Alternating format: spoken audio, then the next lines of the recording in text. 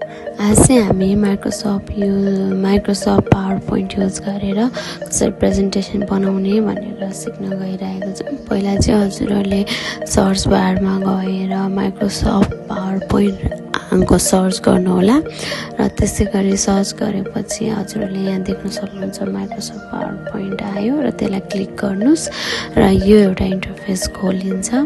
त्यसपछि यो खोलिसकेपछि चाहिँ पहिला सुरु चाहिँ अब यहाँनिर भनेको चाहिँ हामीले टाइटलहरू लेख्छौँ अनि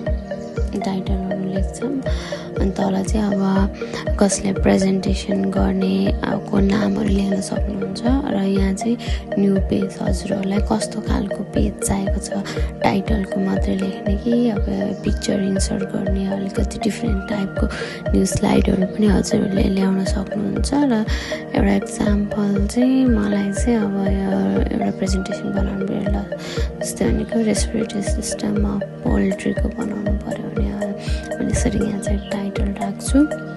पहिला चाहिँ अब टाइटल राखिसकेपछि चाहिँ हामीले अब कुन फन्टमा राख्ने, टाइम्स न्यू रोमनमा राख्ने हो कि कुन फन्टमा हजुरलाई चाहियो त्यो राख्न सक्नुहुन्छ। र मैले चाहिँ अब टाइम्स न्यू रोमनमा राखेँ र यस्तै गरेर अब कुन साइडको बोल्ड बनाउने कि होइन साइज पनि कुनको चाहिने भनेर गर्न सक्नुहुन्छ। त्यसमा अब साइज कति त अब भन्दाखेरि अब रेटिङको साइज भनेको त्यही 24 त भनेर राख्न सक्नुहुन्छ हजुरले। त्यससँगै कलर पनि कुन कलर सुटेबल लाग्छ हजुरलाई, कुन कलर मनपर्छ त्यो पनि कलर पनि सेलेक्ट गर्न सक्नुहुन्छ। अब त्यसपछि अब अरू भनेको चाहिँ पिक्चरहरू कसरी हाल्ने होइन, अर्को पिक्चरमा चाहिँ अब यहाँनिर इन्सर्टमा गएर पिक्चर चाहिँ हजुरहरूले यहाँ इन्सर्ट गर्न सक्नुहुन्छ। तर पहिला अब कहाँनिर सेभ गर्नुभएको छ त्यहाँ त्यो ओपन गरेर हजुरहरूले आफूलाई मन परेको पिक्चर अथवा कुनै देखाउनु पर्ने पिक्चर जस्तै भनेको मैले भनेको हस्पिटल टेक्निकल एउटा पिक्चर चाहिँ मैले हालिदिएँ, यसरी हाल्न सक्नुहुन्छ। सँगसँगै पिक्चर मुनि पनि लेख्न सक्नुहुन्छ, त्यो चाहिँ अर्को भिडियो बनाउने छु। अब त्यो सँगसँगै अब डिजाइनहरू पनि कुन कस्तो खालको डिजाइनमा चाहिँ हजुर प्रेजेन्ट गर्न चाहनुहुन्छ जस्तै अब डिजाइनमा जानु होला र डिजाइनमा चाहिँ सेलेक्ट गर्नु कुन चाहिँ खालको डिजाइन चाहिँ तपाईँलाई मनपर्छ त्यो अनुसार चाहिँ तपाईँले सेलेक्ट गर्न सक्नुहुन्छ।